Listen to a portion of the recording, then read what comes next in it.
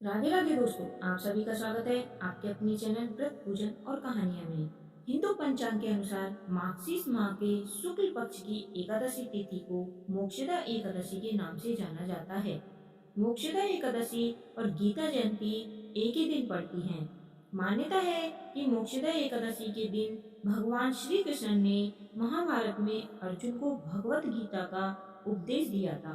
कहते हैं मोक्षदा एकादशी के दिन भगवान श्री कृष्ण की उपासना करने से सभी मनोकामनाएं पूर्ण होती हैं। मोक्षदा एकादशी का अर्थ है मोक्ष प्रदान करने वाली एकादशी। मान्यता है कि जो व्यक्ति मोक्षदा एकादशी का व्रत करता है तो उसे मोक्ष की प्राप्ति होती है और जीवन के समस्त कष्ट नष्ट हो जाते हैं। यह दिन भगवान विष्णु जी को समर्पित है। इस दिन विष्णु जी की पूजा करना शुभ होता है, जिससे भक्त को विशेष फलों की प्राप्ति होती है।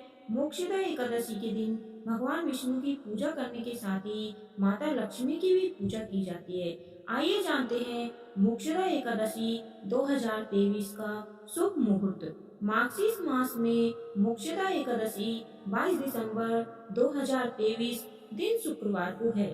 एकादशी का प्रारंभ 22 दिसंबर सुबह 8:16 से होगा और तिथि का समापन 23 दिसंबर सुबह 7:11 को होगा। इसलिए 22 दिसंबर को मोक्षदा एकादशी का व्रत रखा जाएगा और अगले दिन 23 दिसंबर शनिवार के दिन व्रत का पारण किया जाएगा। 23 दिसंबर को व्रत खोलने का समय दोपहर 1:22 से 3:26 तक है। आइए जानते हैं मोक्षदा एकादशी पर किए जाने वाले उपाय। मोक्षदा एकादशी के दिन स्नान के बाद राधा कृष्ण के मंदिर में जाकर गेंदे की माला भगवान श्री कृष्ण को अर्पित करें। इससे जीवन में सुख समृद्धि का वास होता है। साथ ही भगवान श्री कृष्ण की कृपा से सभी मनोकामनाएं पूर्ण होती हैं। एकादशी के दिन ब्राह्मण और जरूरतमंदों को अपनी सामर्थ्य के अनुसार पीली चीजें दान करनी चाहिए। इस दिन भगवान विष्णु को दूध, दही, शहद, मिश्री, गंगाजल मिलाकर अभिषेक करने से मनोकामनाएं पूर्ण होती हैं। मोक्षदा एकादशी के दिन गाय को हरा चारा खिलाना बेहद शुभ माना जाता है। गोकुल नाम के नगर में वैखानस नामक राजा राज्य करता था। उसके राज्य में चारों वेदों के ज्ञाता ब्राह्मण रहते थे। वह राजा अपनी प्रजा का पुत्रवत पालन करता था। एक बार रात्रि में राजा ने एक स्वप्न देखा कि उसके पिता नरक में हैं। उसे बड़ा आश्चर्य हुआ। प्रातः वह विद्वान ब्राह्मणों के पास गया और अपना स्वप्न सुनाया। कहा, मैंने अपने पिता को नरक में कष्ट उठाते देखा है। उन्होंने मुझसे कहा है कि हे पुत्र, मैं नरक में पड़ा हूँ, यहाँ से तुम मुझे मुक्त कराओ। जब मैंने ये वचन सुने तब से मैं बहुत बेचैन हूँ। चित्त में बड़ी अशांति हो रही है। मुझे इस राज्य, धन, पुत्र, स्त्री, हाथी, घोड़े आदि में कुछ भी सुख प्रतीत नहीं होता। क्या करूं? राजा ने कहा, हे ब्राह्मण देवताओं, इस दुख के कारण मेरा सारा शरीर जल रहा है। अब आप कृपा करके कोई तप, दान, व्रत आदि ऐसा उपाय बताइए जिससे मेरे पिता को मुक्ति मिल जाए। उस पुत्र का जीवन व्यर्थ है जो अपने माता पिता का उद्धार न कर सके। एक उत्तम पुत्र जो अपने माता पिता तथा पूर्वजों का उद्धार करता है वह हजार मूर्ख पुत्रों से अच्छा है। जैसे एक चंद्रमा सारे जगत में प्रकाश कर देता है परंतु हजारों तारे नहीं कर सकते। ब्राह्मण ने कहा, हे राजन, यहाँ पास ही भूत भविष्य वर्तमान के ज्ञाता पर्वत ऋषि का आश्रम है। आपकी समस्या का हल वे जरूर करेंगे। यह सुनकर राजा मुनि के आश्रम पर गया। उस आश्रम में अनेक शांत चित्त योगी और मुनि तपस्या कर रहे थे। उसी जगह पर्वत मुनि बैठे थे। राजा ने मुनि को साष्टांग दंडवत किया।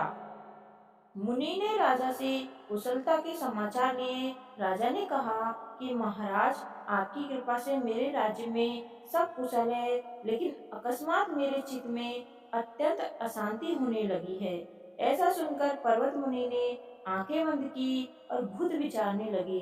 फिर बोले, हे राजन, मैंने योग के बल से तुम्हारे पिता के कुकर्मों को जान लिया है। उन्होंने पूर्व जन्म में कामातुर होकर एक पत्नी को रति दी। किंतु सौत के कहने पर दूसरी पत्नी को ऋतुदान मांगने पर भी नहीं दिया। उसी पाप कर्म के कारण तुम्हारे पिता को नरक में जाना पड़ा।